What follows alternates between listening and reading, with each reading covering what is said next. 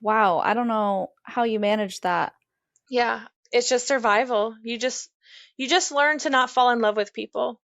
That was about the only way I could mentally survive was I felt like I got close to people and I would get sent on because of my problems.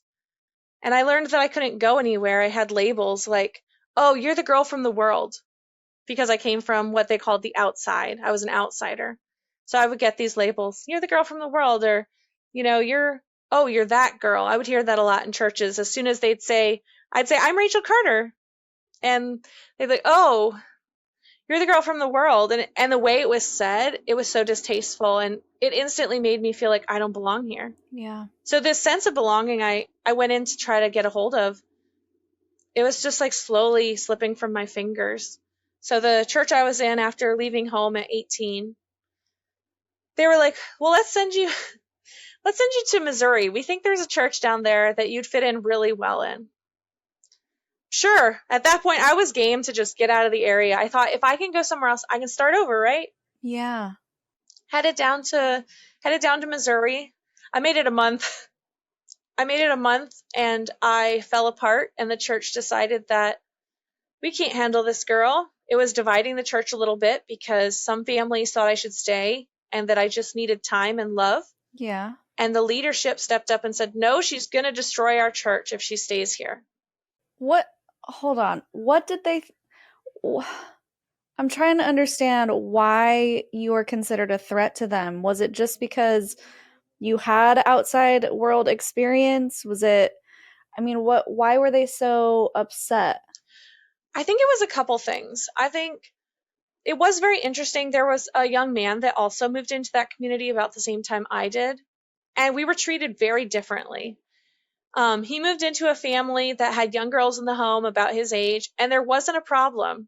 But there was a family that wanted to take me in that had boys my age, and that was a problem because I was labeled as promiscuous because of the things that had happened to me in my past. Oh. Also, I think the threat also came from was there was my situation was causing division amongst church members because you had this side of the church saying she needs to stay, she needs love, she needs safety, she needs someone to care about her.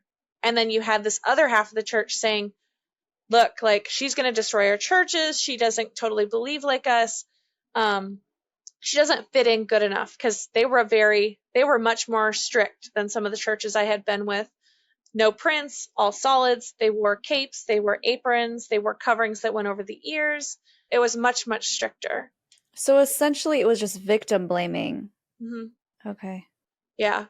And I'll never forget the day that I was starting to struggle with some really severe depression, and I was sitting in the kitchen of the home I was staying in. The people I lived with weren't there. I don't quite recall where they were at the time, but all of a sudden I saw all these vans driving into the driveway, and I was like, "What is going on?"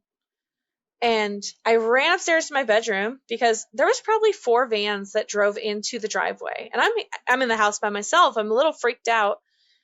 And here come ministers' wives coming into the home. And my good friend that I'd gotten to know since going into the community, I guess I don't know if you call her a good friend after a month, but she was a good friend to me. She was a very safe person to me. Came in and she told me later that essentially she'd been sent in first to make sure that I didn't like jump out a window or anything.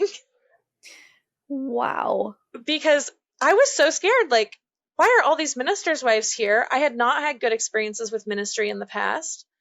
And they got me cornered in my bedroom and gave me an ultimatum.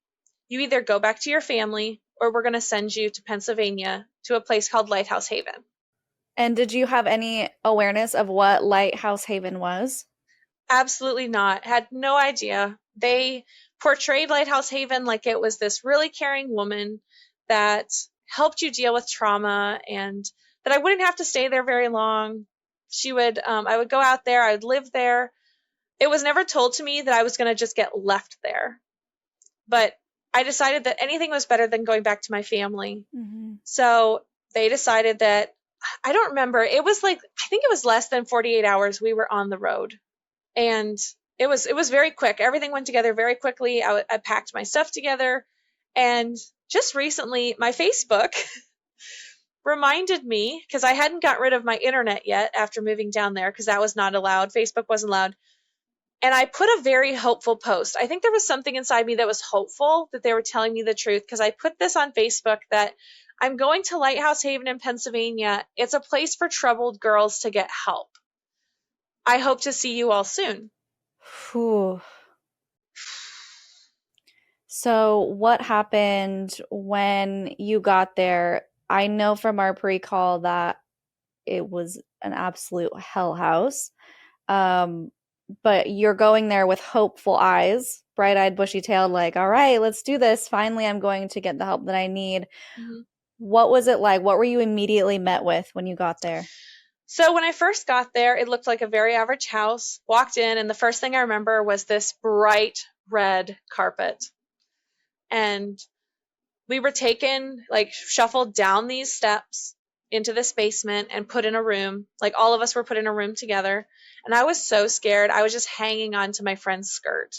Like, I'm 19 years old now, and I'm terrified. Like, I'm an adult, but I felt like I had no control over my life at that point. Like, I just had to do what these other people told me to do. Mm-hmm. And I feel like that is something that the culture does to a lot of women, is you feel like even though you're an adult and you have decisions, you're not allowed to make them because there's fear of retaliation within the church. You'll lose everything. You have nobody then. You rely so heavily on those people. Yeah. And so we're sitting there waiting for this counselor, that's what they called her. She was a counselor, to come out of this room. And she took them back first. I got left sitting on this couch in this room by myself, just looking around, feeling like, where am I? What is this going to be? And I tried to convince myself it wasn't going to be that bad. It'll be fine. They come back over. She says nothing to me. This counselor lady, she says not a word. She doesn't say hello to me. They shuffle me back upstairs and they say, your people are leaving. You're staying here. We're going to take you out on the porch and you're going to watch them leave. And that event has impacted my life a lot. I still have nightmares about that moment of standing on this concrete porch with these white railings, watching that van drive away. And I was supposed to watch them until I couldn't see them anymore. And it crushed me.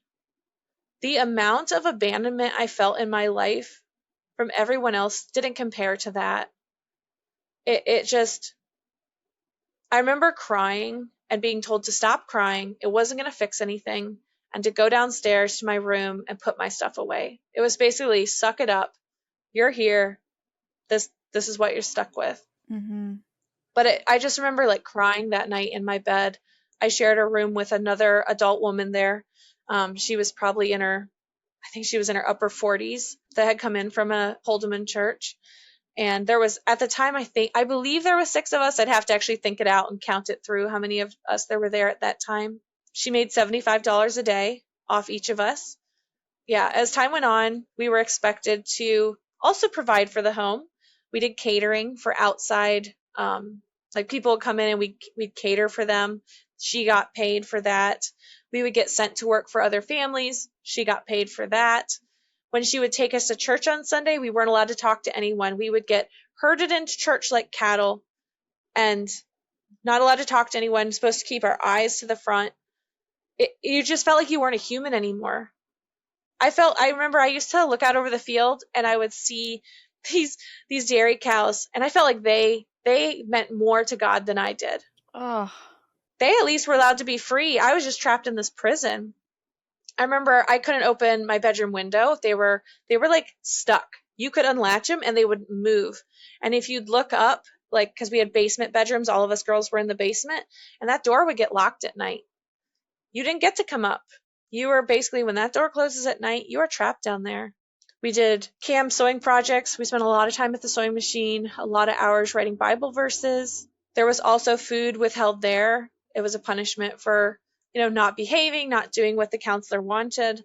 There was hardly any counseling done. Like, I maybe got 30 minutes here and there. And the one day I asked her, I thought, I'm going to be positive, right? I'm going to go into this counseling room and hope that I can make the best of this situation that I'm in. And I said to her, what made you want to do this? Like, what happened to you that made you want to go into counseling or helping girls like me?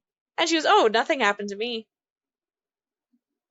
She goes, I just wanted to help girls, so I just decided to start this home. And I said, oh, so like you didn't like go through anything? Like, do you have any experiences? Like, I was just trying to grab anything that I could connect to her with. And Yeah. she said, oh no, I come from a good family. And um she goes, I just saw a need.